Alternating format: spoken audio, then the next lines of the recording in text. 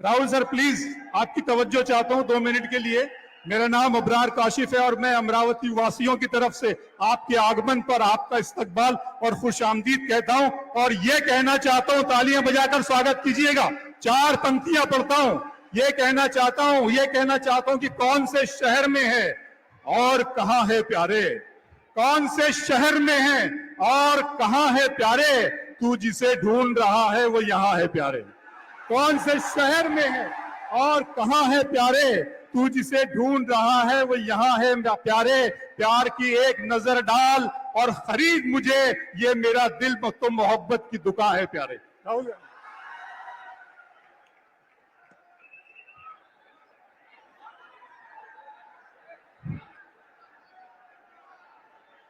नाना पटोले जी, थोराट जी,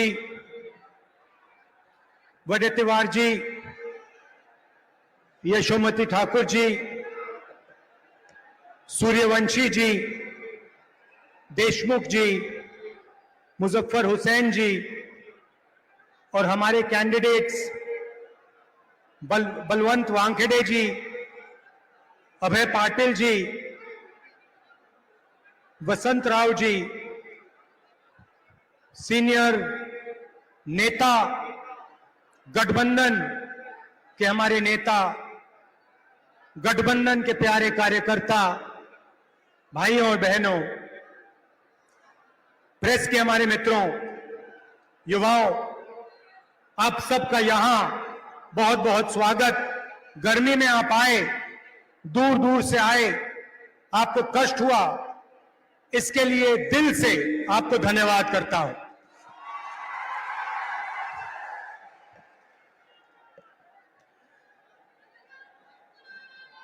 ये जो चुनाव है, ये संविधान और लोकतंत्र को बचाने का चुनाव है। पहली बार किसी भी राजनीतिक पार्टी ने हिंदुस्तान के इतिहास में पहली बार संविधान पर आक्रमण किया है और संविधान को खत्म करने की कोशिश कर रहे हैं।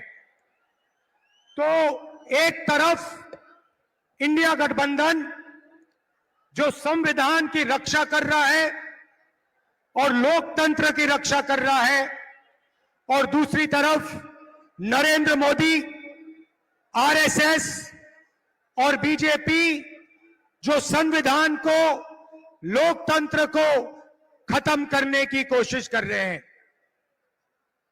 तो ये इनका लक्ष्य है।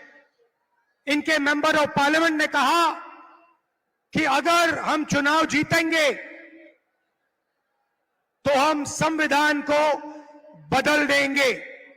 मैं महाराष्ट्र को, बाकी देश को मैसेज देना चाहता हूं कि हमारे संविधान को कोई भी, दुनिया में कोई भी शक्ति नहीं बदल सकती है। पता नहीं इन लोगों ने अपने आप को क्या समझ रखा है।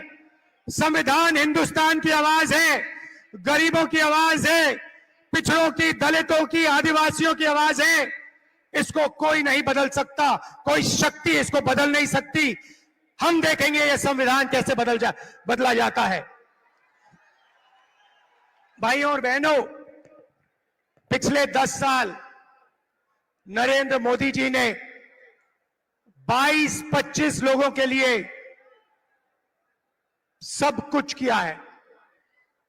हालात यह है कि आज हिंदुस्तान में 22 ऐसे लोग हैं जिनके पास उतना ही धन है जितना हिंदुस्तान के 70 करोड़ लोगों के हाथों में है। एक तरफ 22 लोग, एक तरफ 70 करोड़ लोग। जितना धन इनके पास, उतना ही धन उनके पास। ये नरेंद्र मोदी जी की देन है। नोटबंदी 22 लोगों के लिए की, किसान बिल 22 लोगों के लिए किए, जीएसटी 22 लोगों के लिए किया, 16 लाख करोड़ रुपए नरेंद्र मोदी ने 25-30 लोगों का कर्जा माफ किया है। मैं आज आपसे पूछना चाहता हूं, हिंदुस्तान के किसानों का, मजदूरों का, पिछड़ों का, दलितों का, स्टूडेंट्स का नरेंद्र मोदी जी ने कितना कर्जा माफ किया?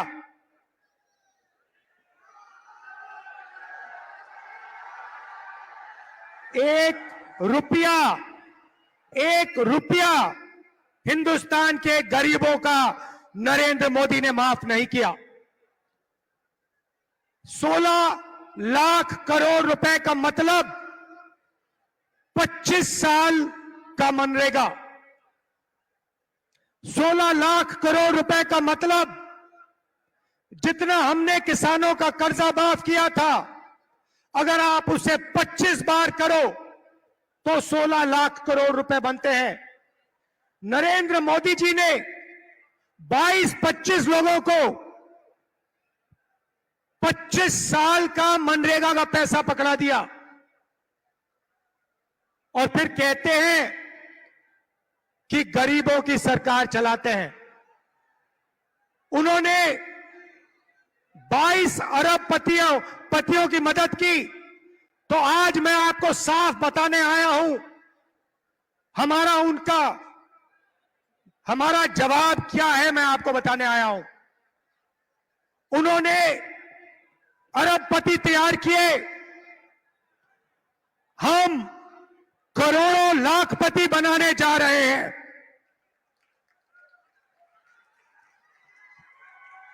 अब आप कहोगे राहुल जी, इंडिया की सरकार, कांग्रेस पार्टी की सरकार करोड़ों लाखपति कैसे बनाएगी? ये आज मैं आपको बताने आया हूं। हमारा मैनिफेस्टो पढ़िए। सबसे पहला काम महालक्ष्मी योजना। हर गरीब परिवार की हम लिस्ट बनाएंगे। हिंदुस्तान में करोड़ों लोग गरीबी रेखा से नीचे रहते हैं, उनकी लिस्ट बनेगी।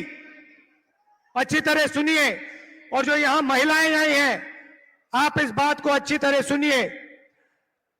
हर गरीब परिवार की लिस्ट बनेगी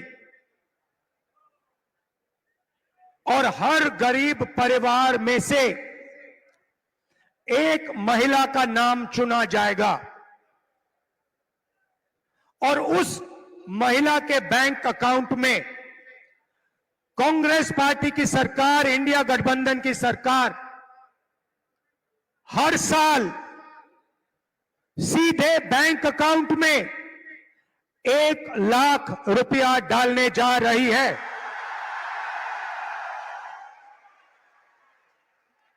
महीने के 8,500 रुपए,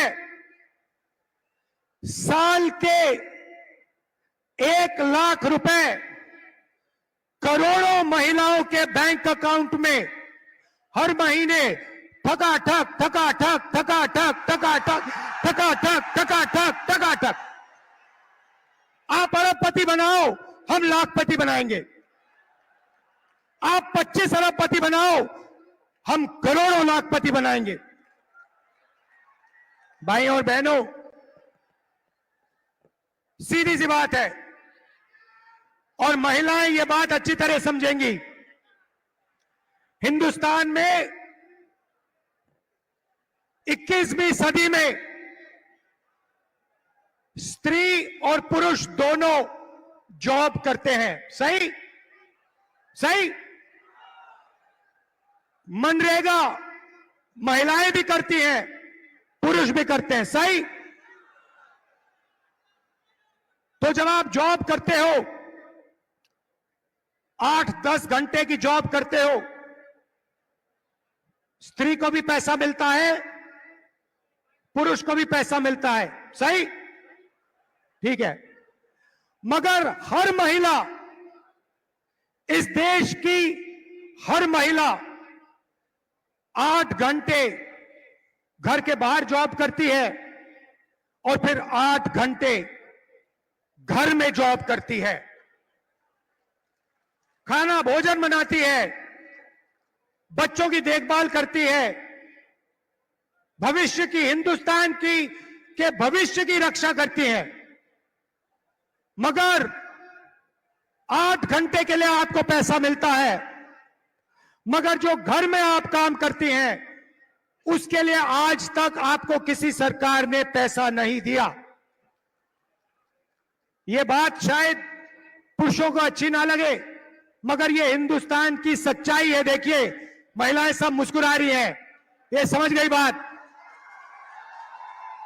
इसीलिए हिंदुस्तान की गरीब महिलाओं के बैंक अकाउंट में 1 लाख रुपए हर साल, 8,500 रुपए हर महीने, टकाटक टकाटक टकाटक टकाटक टकाटक।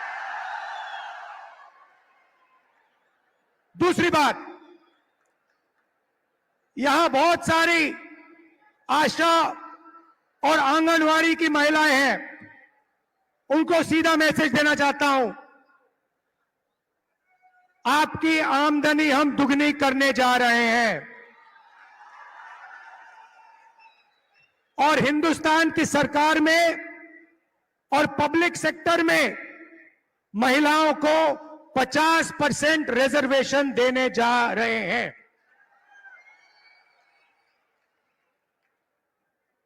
ये थी पहली लाखपतियों की लिस्ट। अब मैं आपको दूसरी लाखपतियों की लिस्ट देने जा रहा हूं।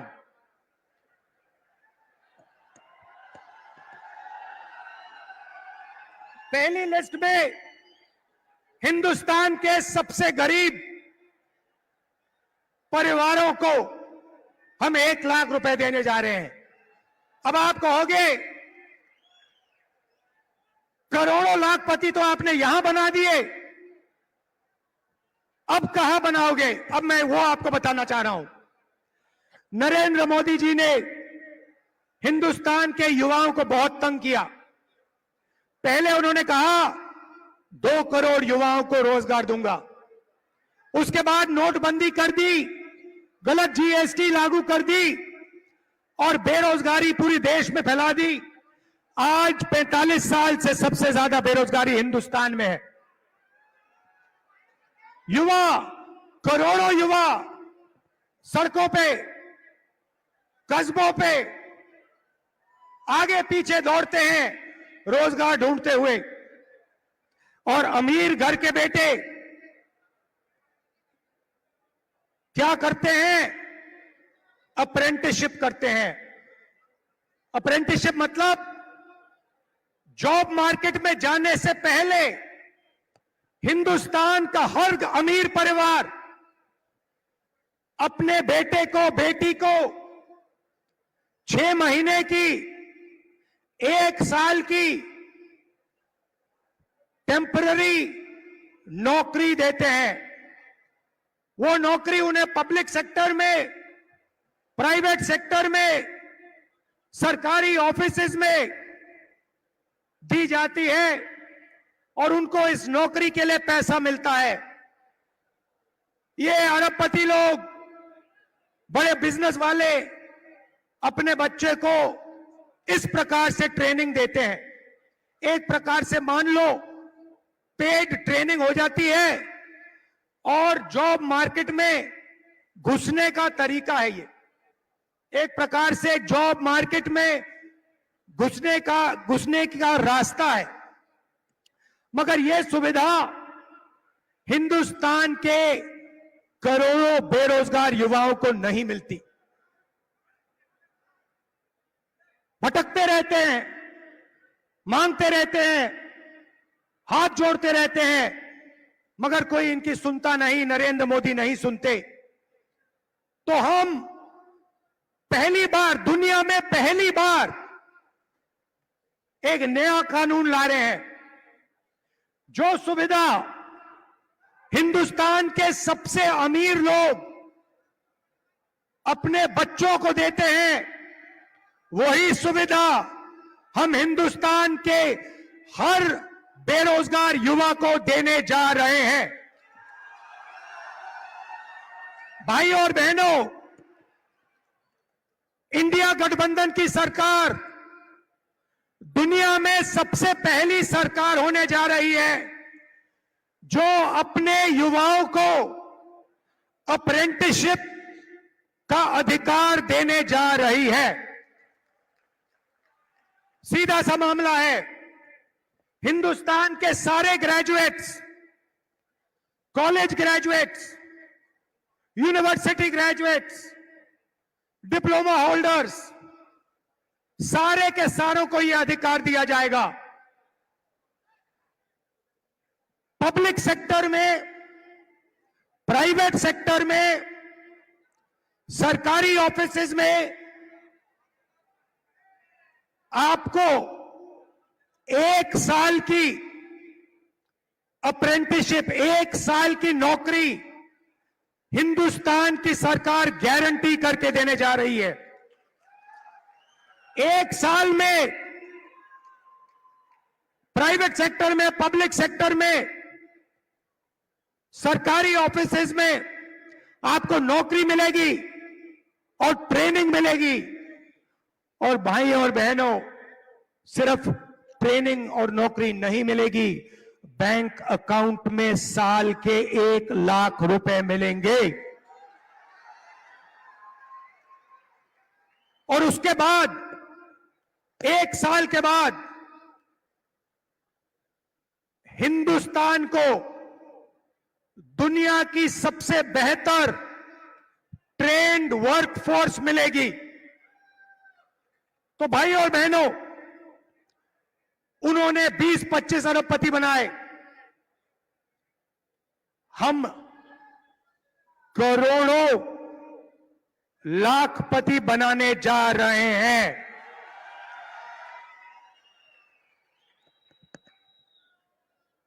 अब यहां किसान बैठे हैं? अब किसान कहेंगे, राहुल जी आपने महिलाओं की बात कर दी, आपने बेरोजगार युवाओं की बात कर दी, हमारा क्या होगा?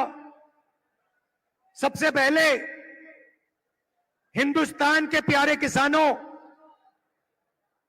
ये जो 1 लाख रुपए महिलाओं के जाएंगे और 1 लाख रुपए हिंदुस्तान के बेरोजगार युवाओं को जाएंगे, ये आपको भी मिलेंगे क्योंकि आपके घर में भी ये पैसा आएगा। मगर वो शुरुआत है। नरेंद्र मोदी जी ने 10 साल में आपका कर्जा माफ नहीं किया। हम आते ही किसानों का कर्जा माफ करेंगे। अभी भैया मूड नहीं बना, ताली मत बजाओ, मैंने बात खत्म नहीं की। क्रांतिकारी बात अब बोल रहा हूं। वो तो नॉर्मल बात थी, कर्जा माफ वाली। क्रांतिकारी बात सुनो, हम एक किसानों का आयोग बनाने जा रहे हैं और ये आयोग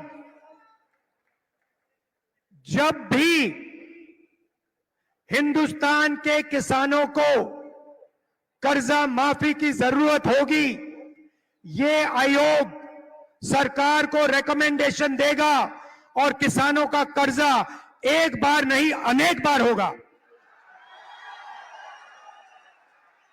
मेरा कहना है, इस देश में धन की कोई कमी नहीं है भाइयों और बहनों।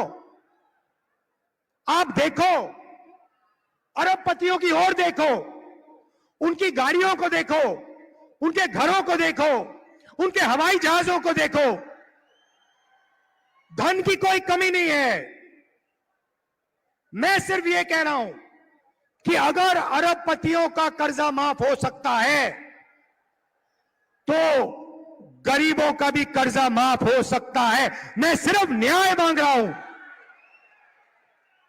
आप उनका करो, मगर फिर किसानों का भी करो। अगर किसानों का नहीं कर रहे हो तो फिर उनका भी मत करो। अब आखिरी और सबसे मजेदार बात, आज मैं आपका मूड बनाने आया हूं। आज मैं आपको खुश करने आया हूं नया सपना दिखाने आया हूं।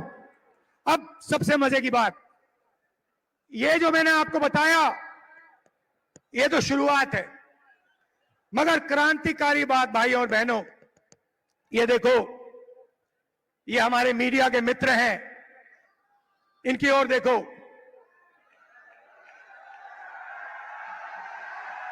नमस्कार, नमस्कार। आपसे सवाल पूछता हूं, टीवी पे आपने गरीबी की कभी बात देखी? आपने किसी भूखे इंसान को, किसी गरीब किसान को, किसी मजदूर को टीवी पे देखा?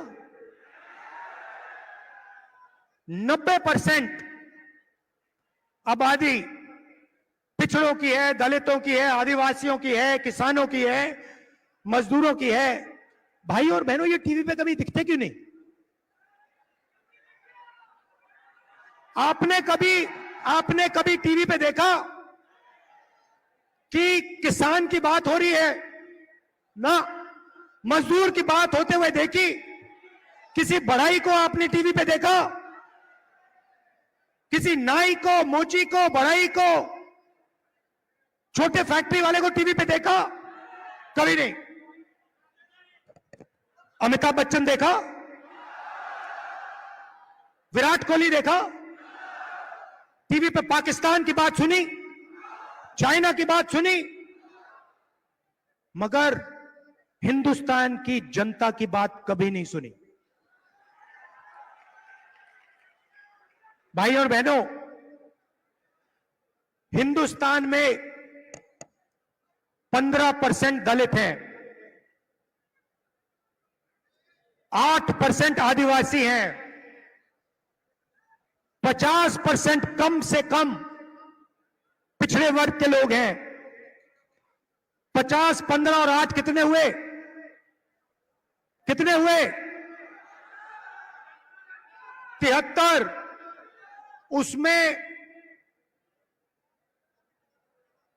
15% माइनॉरिटी जोड़ दो, कितने हुए? और उसमें 5% गरीब जनरल कास्ट जोड़ दो, कितने हुए? 90% से ज्यादा। भाई और बहनों, मैंने मीडिया की कंपनियों के मालिकों की लिस्ट निकाली।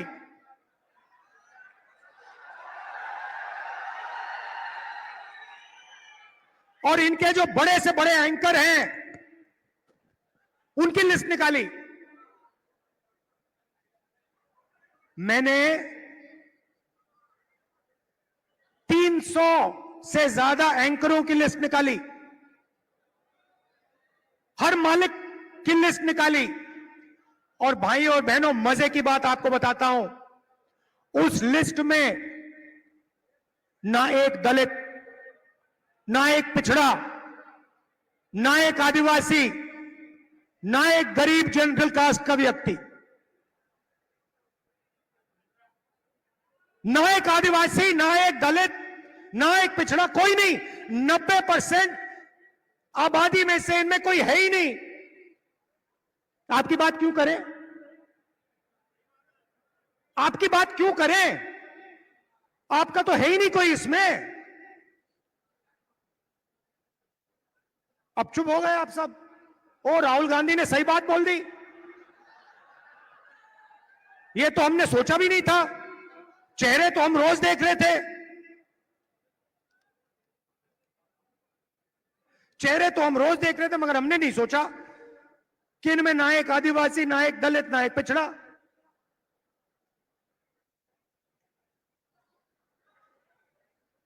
ठीक है, छोड़िए। शायद हिंदुस्तान की 90% आबादी मीडिया में भागीदारी चाहती नहीं, हो सकता है। तो चलिए हिंदुस्तान की सबसे बड़ी कंपनियों की बात करते हैं। 200 कंपनी है हिंदुस्तान में, नाम आप जानते हो, अदानी, अंबानी, ये नाम जानते हो। इनकी मालिकों की लिस्ट निकाली मैंने, और इनके जो सीनियर मैनेजमेंट है, बड़े बड़े जो अफसर हैं, इनकी लिस्ट निकाली। भाई और बहनों, 90% में से इनमें भी एक नहीं है। 200 सबसे बड़ी कंपनियों में एक मालिक ओबीसी वर्ग, दलित वर्ग, आदिवासी वर्ग या गरीब जनरल कास्ट से नहीं है।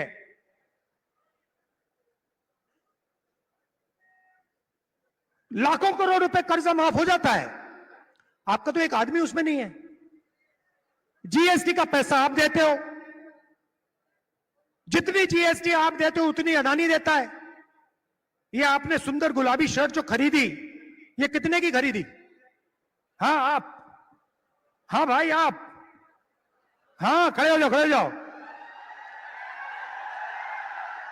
500 की ना।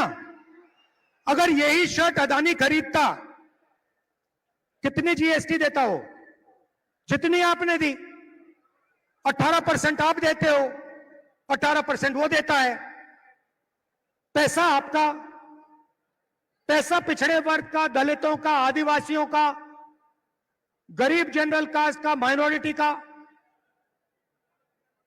और कर्जा माफ 22-25 लोगों का।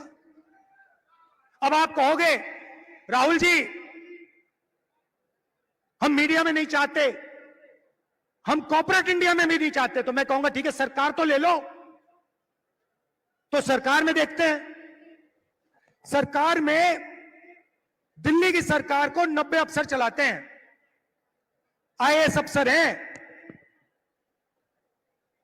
बजट को वो बांटते हैं, एक एक रुपया का निर्णय लेते हैं। डिफेंस में कितना जाएगा, सड़कों में कितना जाएगा, महाराष्ट्र को कितना मिलेगा, रेलवेज को कितना मिलेगा, डिफेंस को कितना मिलेगा, सब कुछ वो निर्णय लेते। 90 है, 90। तो मैंने लिस्ट निकाली, मैंने कहा पता लगाते हैं 90 में से आदिवासी, दलित, पिछड़े वर्ग के कितने हैं। आपको पता है, शर्म की बात है, 90 में से एक आदिवासी है और उसको पिछली ऑफिस में कहीं बैठा रखा है। 3 दलित हैं और 3 पिछड़े वर्ग के हैं, ओबीसी। और अगर आप पूरे बजट को देखें तो अगर हिंदुस्तान की सरकार 100 रुपए खर्च करती है तो ओबीसी अफसर, दलित अफसर, आदिवासी अफसर 100 रुपए में से 6 रुपए 10 पैसे का निर्णय लेता है। तो आपकी भागीदारी सरकार में भी नहीं है, आप कहीं के नहीं हो। इस बात को आपको गहराई से समझना होगा। ये कॉन्स्टिट्यूशन इसलिए मिटाना चाहते हैं कि आपको अपनी सच्ची शक्ति ना समझ आ जाए, कि आपको अपनी सच्ची आबादी, सच्ची पावर ना समझ आ जाए। क्योंकि अगर आपको आ गई तो संविधान से आप दूसरा काम निकालोगे। यह संविधान एक किताब नहीं है भाइयों और बहनों, यह गरीबों का हथियार है।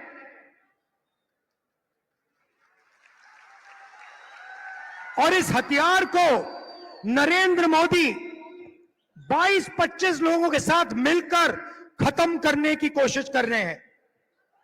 और जब भी मैं इस बात को बोलता हूं, नरेंद्र मोदी आपके ध्यान को इधर उधर ले जाते हैं। कभी पाकिस्तान, कभी चाइना, इधर उधर इधर उधर।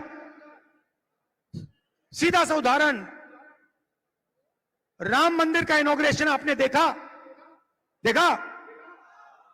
पार्लियामेंट का उद्घाटन आपने देखा?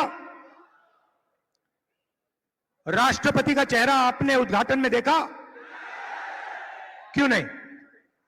हिंदुस्तान की हेड ऑफ स्टेट है, राष्ट्रपति हैं, आदिवासी हैं, उनको ना राम मंदिर में जाने दिया और ना नए पार्लियामेंट में घुसने दिया। और फिर आदिवासियों की बात करते हैं, आपको नया नाम दे दिया वनवासी। आप वनवासी नहीं हो, आप आदिवासी हो।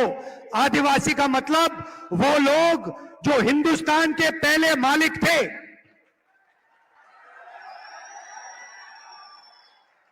तो भाइयों और बहनों, दूध का दूध, पानी का पानी करना है। हिंदुस्तान का एक्सरे कराना है।